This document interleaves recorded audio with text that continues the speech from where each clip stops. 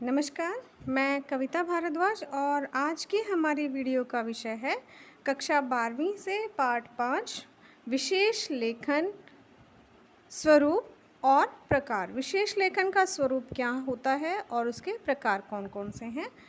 तो इस पाठ में हम जानेंगे क्या है विशेष लेखन, विशेष लेखन की भाषा और शैली कैसी होती है, कैसे लिखे जाती हैं, उसकी भाषा किस तरह की भाषा प्रयोग की जाती है, विशेष लेखन के क्षेत्र कौन-कौन से हैं और कैसे हासिल करें विशेषज्ञता, विशेष क्षेत्र में लिखने के लिए विशेषज्ञता कैसे हासिल करें।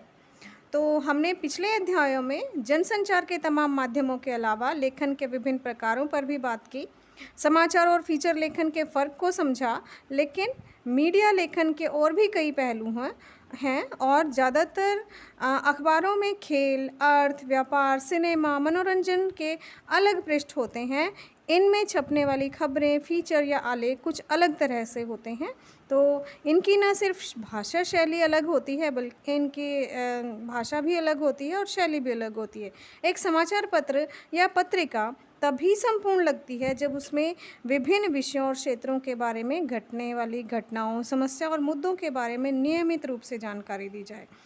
अब इसके अलावा इससे समाचार पत्रों में एक विविधता आती है, समाचार पत्रों में विविधता दिखाई देती है और पाठकों की रुचियों के आधार पर ही लेखन किया जाता है।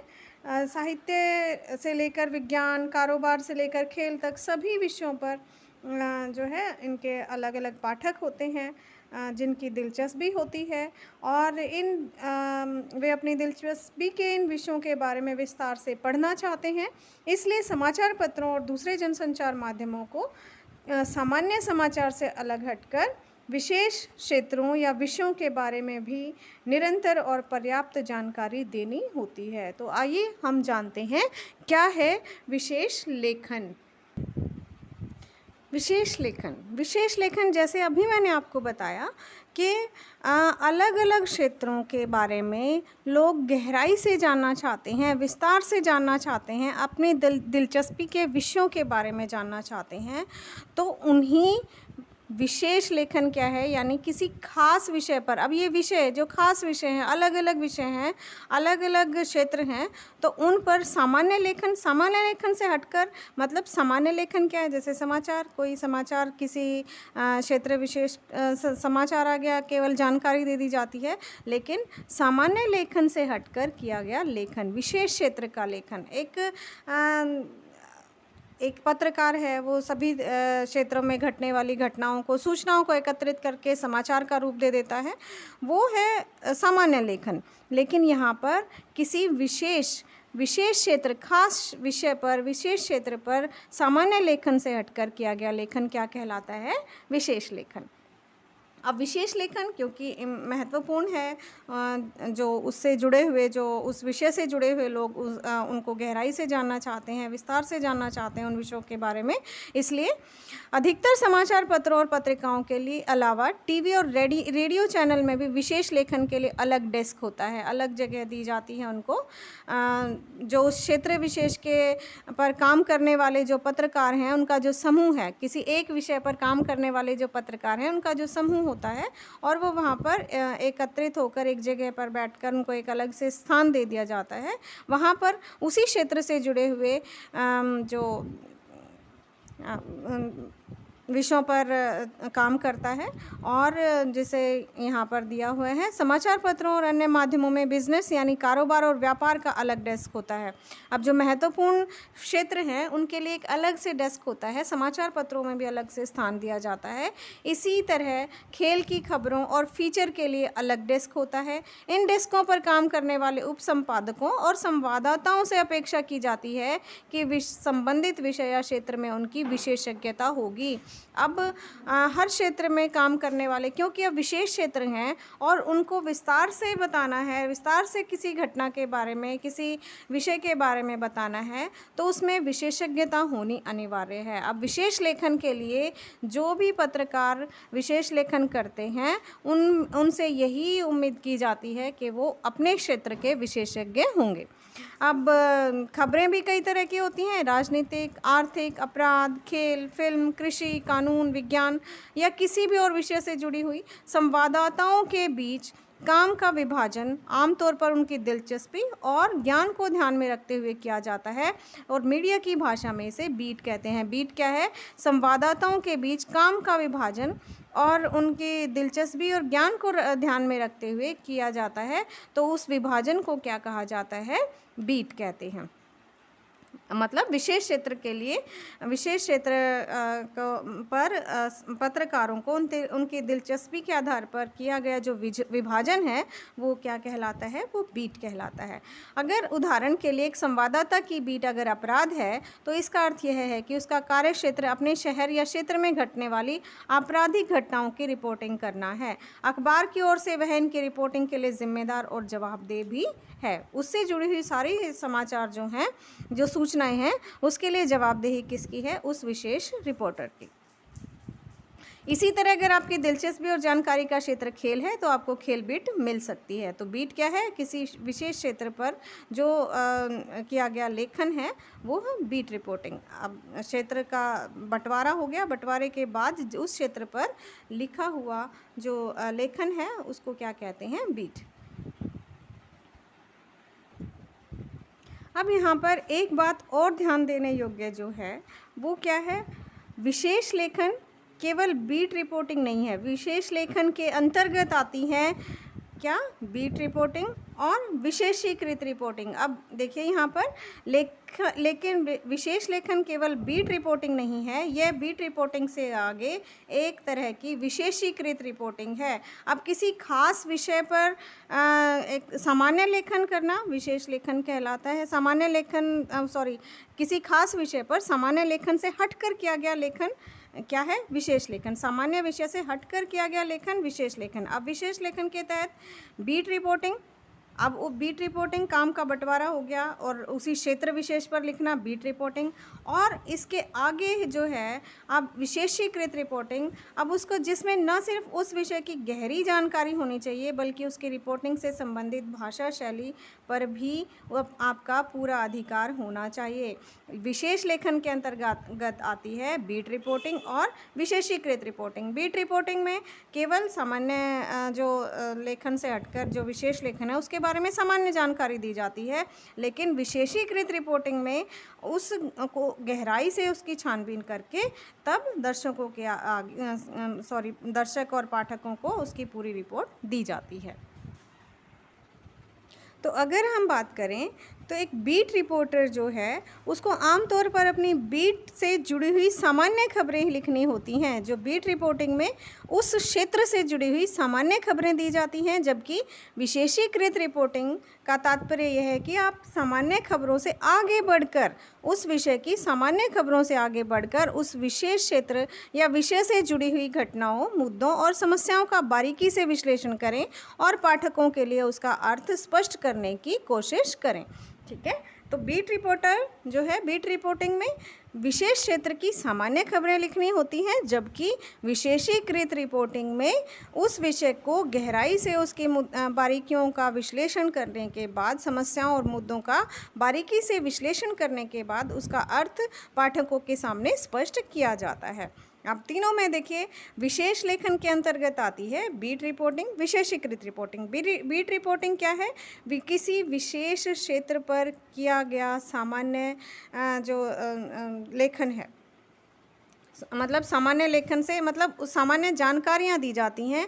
किसी विशेष क्षेत्र पर किया गया लेखन जो सामान्य लेखन से अलग होता है उसको मतलब गहराई से, क्योंकि गहराई से छानबीन की जाती है। दूसरा, क्योंकि वो सामान्य से हटकर है। सामान्य से हटकर कैसे है? सामान्य रिपोर्टर, एक सामान्य पत्रकार हर क्षेत्र के से जुड़ी घटनाओं के बारे में जानकारी जुटा सकता है, लेकिन जब किसी विशेष क्षेत्र से जुड़ी हुई बात आती है, विशेष लेखन की बात आती है, तो वहाँ पर विशेषज्ञ ही होते हैं। उस विषय के विशेषज्ञ जो रिपोर्टर होते हैं, जो पत्रकार होते हैं, वही उसका लेखन कर सकते हैं। और उसके अंतर्गत आती है बीट रिपोर्टिंग और विशेषीकृत रिपोर्टिंग। बीट रिपोर्टिंग जो केवल सामान्य उस विषय तो खास है, विषय खास है, लेकिन उसकी सिर्फ सामान्य खबरें दी जाती है, जबकि विशेषीकृत रिपोर्टिंग में सामान्य खबरों से आगे बढ़कर उसका गहराई से विश्लेषण करके तब उसका अर्थ पाठकों तक पहुंचाया जाता है। उदाहरण के लिए जैसे यहाँ पर शेयर बाज़ार में मान लीजिए भारी गिरावट आ गई है, तो उस बीट पर रिपोर्टिंग करने वाला संवाददाता उसकी एक तथ्यात्मक रिपोर्ट तैयार करेगा जिसमें सभी ज़रूरी सूचनाएं और तथ्य शामिल होंगे। तथ्यात्मक रिपोर्ट कि किस तरह से बाज़ार में गिरावट आई है, कितनी गिरावट आई है।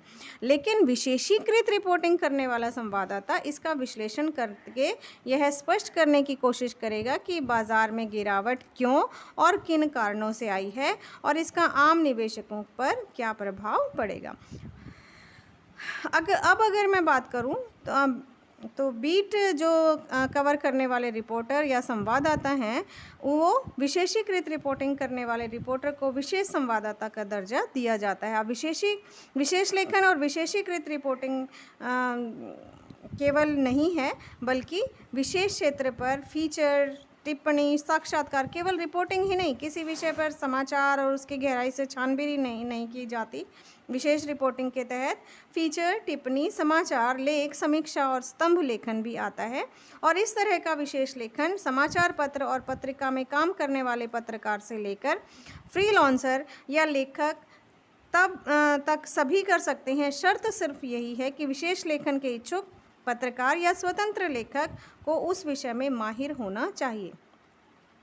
अब यहाँ पर क्या बताया गया बेटा कि उस विषय से जुड़े हुए जो भी विशेषज्ञ हैं वो भी विशेषीकृत रिपोर्टिंग कर सकते हैं। वो भी किसी विशेष क्षेत्र पर जिस विषय से वो जुड़े हुए हैं उसमें उनकी विशेषज्ञता है, वो भी उस विषय पर लेखन कर सकते हैं। फीचर लिख सकते हैं, टिप्पणियाँ लिख सकते हैं, साक्षात्कार लिख सकते हैं, या कोई फ्रीलांसर पत्रकार जो किसी समाचार पत्र, क्योंकि हमने पढ़ा है पिछले पाठ में कि फ्रीलांसर जो हैं, जो किसी एक समाचार पत्र से नहीं जुड़े होते, उनको वो किसी भी समाचार पर में जब अपने लेखों के आधार पर भुगतान पाते हैं तो वो भी विशेषीकृत रिपोर्टिंग कर सकते हैं। उदाहरण के लिए मान लीजिए किसी खेल से जुड़ा हुआ कोई खिलाड़ी है। अब वो खिलाड़ी है तो उसको जाहिर है उसको खेल की सारी बारीकियां उनको पता होंगी, सारी बारीकियों के बारे में वो समझते होंगे।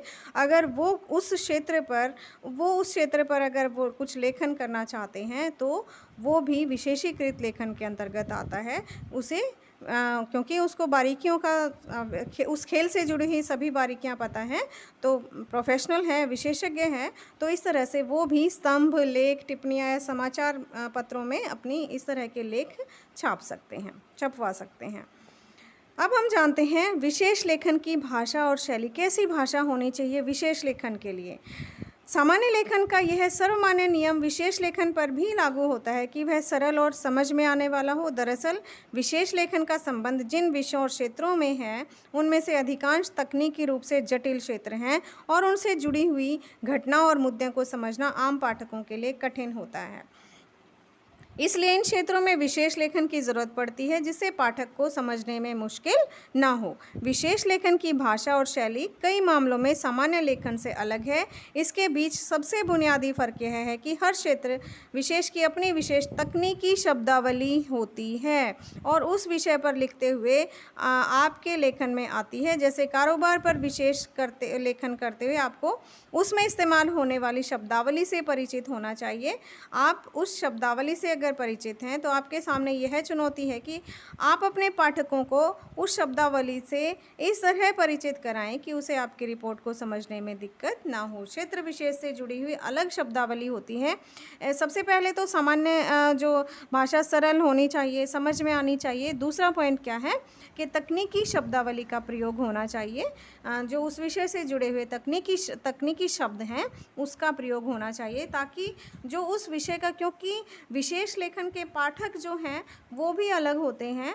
वो जो उन चीज़ों में गहराई से रुचि रखते हैं वही उसको पढ़ते हैं, तो उनके लिए भी उस विषय से जुड़ी हुई तकनीकी शब्दावली को हम उसमें विशेष लेखन में लिखते हैं। अब यहाँ उदाहरण के तौर पर कारोबार और व्यापार से जुड़ी खबरों में आप अक्सर तेजड़िए, मंदड़िए, बिकवाली, ब्याज दर, मुद्रास्फीति, व्यापार घाटा, राजकोषीय घाटा, राजस्व घाटा, वार्षिक योजना, विदेशी संस्थागत निवेशक, एफडीआई, आवक, निवेश, आयात, निर्यात जैसे शब्द पढ़ते होंगे। जो सामान्य पाठक है उसके लिए ज़रूर ये कठिन हो सकते हैं, वो समझ नहीं पाएंगे, लेकिन उस विषय से जुड़ा हुआ जो पाठक है, दर्शक है, वो इन शब्दों को आसानी से समझ सकता है और वो इस तकनीकी शब्दावली के तहत उसकी जो वो जानना चाहता है उसको विस्तार से समझने में उसको सहायता मिलती है। अगर हम बात करें भाषा शैली की, विशेष लेखन की कोई निश्चित भाषा शैली नहीं होती और अगर उस बीट से जुड़ा हुआ आप कोई सामान्य समाचार लिख रहे हैं तो उसे उल्टा पिरामिड शैली में लिख सकते हैं, और अगर आप फीचर लिख रहे हैं उस विषय से संबंधित तो वो कथात्मक हो सकता है। इसी तरह लेख भी लिखे जा सकते हैं और फीचर की तरह भी हो सकते हैं। इसी तरह आप उसकी कथात्मक तौर पर भी उसकी शुरुआत कर सकते हैं और उसे किसी दूसरी खबर से जोड़कर भी शुरू किया जा सकता है। किसी खबर को, किसी फीचर को आप बताना चाहते हैं उस विषय के बारे में, तो उसको किसी दूसरी खबर से जोड़कर भी संदर्भ में पुराने संदर्भ को आज के संदर्भ में जोड़कर भी पेश किया जाता है, जिसे क्या कहा जाता है, न्यूज़ पेज कहा जाता है। अब जो विशेष बात यह है कि जो सामान्य लेखन जो उस पर किया गया जो आलेख है सामान्य लेख से अलग होता है, और विशेष लेखन जो है उसको सभी नहीं पढ़ते हैं। इसका अलग पाठक और दर्शक वर्ग होता है और इसके लिए अलग से पेज जो हैं हर समाचार पत्र में होते हैं, तो उनके सामान्य पाठकों की तुलना उससे ज़्यादा होती है जो पाठक उसको पढ़ते हैं। तो अब हम जानेंगे विशेष लेखन के क्षेत्र कौन कौन से हैं। तो विशेष लेखन के क्षेत्र कौन कौन से हैं? अर्थ और व्यापार। अर्थ मतलब धन, पैसा, तो पैसे से जुड़ी हुई, व्यापार से जुड़ी हुई समाचार यहाँ पर का अलग क्षेत्र है। खेल, विज्ञान और प्रौद्योगिकी, कृषि, विदेश, रक्षा, पर्यावरण, शिक्षा, स्वास्थ्य, फिल्म और मनोरंजन, अपराध, सामाजिक मुद्दे, कानून, ये सब विशेष लेखन के क्षेत्र हैं और इन्हीं जो है इन पर जो रिपोर्टिंग, इनको अलग से जो बीट दी जाती है उनके दायरे में आते हैं ये। और इसमें लिखने के लिए विशेषज्ञता, इन क्षेत्रों पर लिखने के लिए विशेषज्ञता की ज़रूरत होती है और आजकल जो है इन विषयों को बहुत अधिक महत्व मिल रहा है। इसके बारे में विस्तार से लोग जानना चाहते हैं और इनको विशेषीकृत रिपोर्टिंग के तहत इन क्षेत्रों को प्राथमिकता दी जाती है। अब हम जानते हैं कैसे हासिल करें विशेषज्ञता।